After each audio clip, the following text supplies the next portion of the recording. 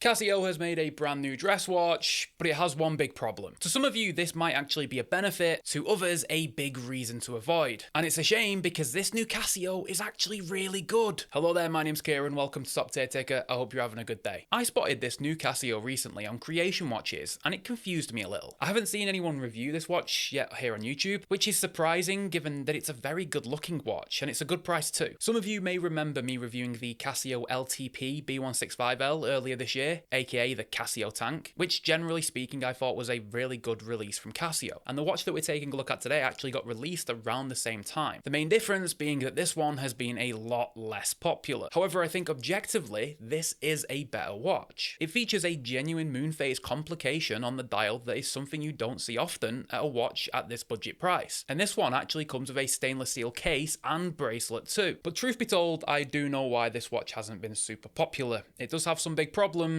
Let's discuss. So this is the Casio MTP-M105D. Now this is not an easy watch to get hold of, by the way. I mean, if you go to your local Casio AD, I really doubt they have this in stock. And even if you go to online stores that sell a lot of Casios, it's not one that you can really find either. In fact, I had a look on the internet before making this video and I could only find it in stock in about 2 places. Now, even though these are a little bit harder to find, thankfully they're not being price gouged, right? The scalpers are not having a field day with them. You still can find these for a fair price. They're still way under $100. I paid about $70 for mine in total, but I paid for super quick delivery because I wanted to make this video as soon as possible. But what instantly drew me to this watch is, well, basically the rectangular case, right? I'm a big fan of the tank style watch, of the rectangular dress watch. For me, it's a watch that I just think is super classy. Now, admittedly, I am a little bit hesitant to call this a tank alternative because, well, it doesn't have the Roman numerals and I don't actually think it looks like a tank watch. I think the more appropriate comparison would be to say that this is a JLC Reverso alternative, because if you sort of put the dial design of this watch next to the Reverso,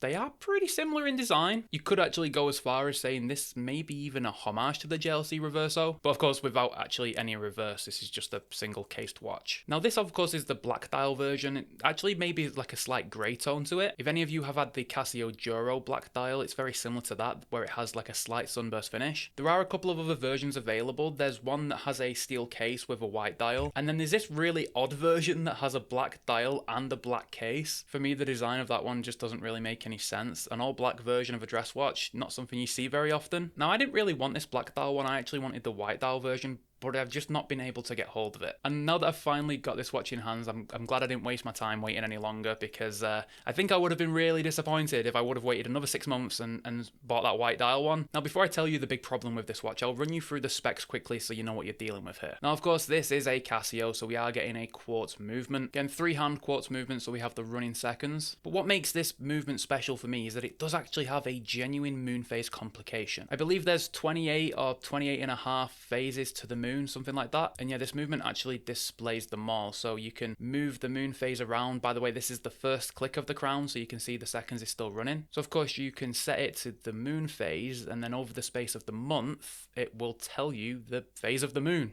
Magical, right? But one of the cool things about maybe having a moon phase is that you can sort of tell your family members, hey, there's going to be a full moon tonight, take a look out. And they'll probably think you're a bit of a sorcerer for knowing that, but little do they know it's all because of your trusty Casio. Of course, this isn't the only moon phase watch that Casio makes. They've made some others recently. There's one that has a calendar complication, and there's one that looks like an Apple Watch, but I think this is definitely the dressiest of those 3. But even though this is a dress watch, we're still getting an impressive 50 meters of water resistance. It is a bit of a shame that Casio felt the need to write it on the dial in this sort of smiley face configuration though. I'll never complain at 50 meters, but why do you have to print it on the dial, especially like that? Another cool thing with this watch is that we actually have a piece of mineral glass. Of course, most of you will already know Casio are infamous for using a piece of plastic on their cheaper watches, but usually when you take a little bit of a step up in price, like this watch is, you do get a piece of mineral. Truth be told, I actually prefer a piece of acrylic, even on a watch like this, over a piece of mineral glass, because of course when you do scratch a piece of mineral, it's very hard to get out, but with a piece of acrylic, it's much easier. But probably the biggest win for this Casio, and what makes it so appealing, is that it actually has a stainless steel case. Now this isn't zinc or brass that's plated to look like steel, it's genuine stainless steel. Casio have even used a couple of different finishes on this watch. We have this sort of slight brush into the bezel, and then we have a polish into the case sides, something that you don't see often with Casio. But something that we do see often with Casio is this terrible bracelet. It is stainless steel, so you know, that's a bonus.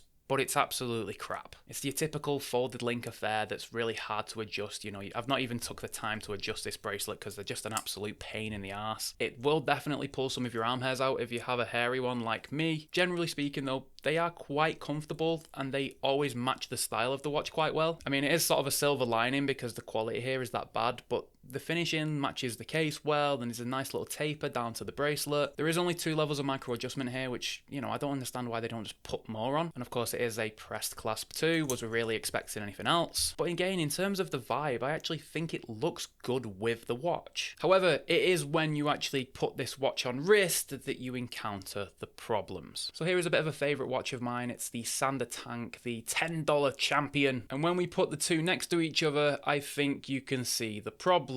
In terms of the design, I think Casio has done a great job in making this watch look classy. But all of that is absolutely ruined when this watch wears like a mobile phone. Casio had the chance to make an epic watch here, but unfortunately, it's monstrously big. Now the case diameter at 33mm, it doesn't sound like a lot, but then when you factor in that this watch also has a 45mm lug to lug, it wears so bloody big. Rectangular watches typically wear much larger than the dimensions suggest anyway, so you put large dimensions on a rectangular watch and you have a big problem. Now the thickness on this watch is 8.5mm, which is actually pretty good, but it's sort of irrelevant when the other dimensions are so monstrously big, you know? But for me, the worst dimension on this watch isn't even these ones, it's this lug width. The lug width on this watch is 24mm. Yes, you heard me right, 24mm. I don't know about you, but I have very few 22mm straps laying around in my collection, and I can say for certainty that I have absolutely zero 24mm straps. Casio, why have you made this watch so bloody big? For me, this Casio could have been an absolute winner. If it had a 30mm case, a 20mm lug, a 40mm lug to lug, it would have been absolutely perfect. I think this thing would have flown off the shelves by people with larger wrists and smaller wrists too. However, you have pretty much alienated 80% of people with this watch being so big, because personally, I wouldn't recommend this watch to anybody with a wrist size below 7.5 inches, maybe even 8, because the watch is so